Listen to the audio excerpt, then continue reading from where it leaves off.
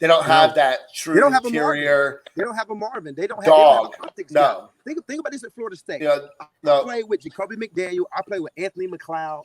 I played with Eddie Goldman. I played with Jimmy Jernigan. All those guys were poster guys. Mario Edwards. You know what I'm saying? I mean, I played with poster guys. Even Brian Burns is decent poster guys. They were face guys. Those are guys you put on your calendar when you make the big ass posters. Like those are the guys. We haven't had one. And even Marvin's play wasn't even matching the hype he was getting, and we already talked about it. So like who's like you're 100% right. Is Jermaine Johnson that guy? No, is he I think he is, but he's a 1-year guy. He's a I think so. But for me, I look specifically at their inability to get to the quarterback, and when you can't do that, it doesn't matter what you have inside. So you look at what they did last year with Peyton and with Wilson from Virginia. I think those are two true pass rushing ends. Yeah, that I think will get to the quarterback. That's why I think Marvin Jones is far and away the most important. He's a true DN. Getting Najee Kelly back into the class is vital because he's a true DN.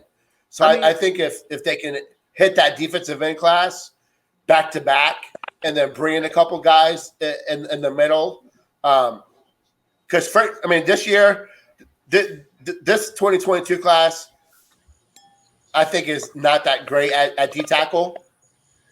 The few and far that are elite, or Florida State's not. In the they're not going to get them, but you look at a guy like Horace Lockett or Bishop Thomas, guys that have started to emerge now that COVID's over. I understand that. I was going to mention, too, speaking of defensive ends, jumping into some visitors upcoming this weekend, Marvin Jones Jr., Shade Tree's son, is going to be in attendance this upcoming weekend. He's visited multiple times, but this time going to make another visit to Mike Norvell and Adam Fuller over there in the Moore Center and check out campus, along with also the number one running back, Richard Young, who will also be in attendance in that 2022 class. A pretty big visit there for getting him to come on board. But, going back to the defensive end, Marvin Jones Jr., get him on campus again. You get him around a lot of the recruits there. You're just trying to seal up that whole thing with him. And you talk about defensive end, something much needed. And, man, if nobody's seen yet, I might be able to pull it up here in a second if you start talking about him. But talking about Marvin Jones Jr., he showed up in spring, and this boy is putting on some size. Yeah, he's up to like 240. Genetics much? Yeah, and he's like just getting quicker, faster, bigger, stronger, all those adjectives that you use for a blue chip recruit. So, they got to get him. And I'm a big fan of Najee Kelly. I think he's right there behind him. He took a major step forward last season. So they got to get him back in the class.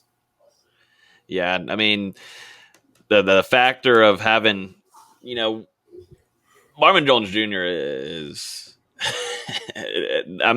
when you're looking at needs, he's probably at number one. We've talked about it before. I think we talked about it on the Mark Rogers show. But as of needs of a guy that you would love to have, not only is he a legacy guy, but just much needed in a position, it's got to be Marvin Jones Jr.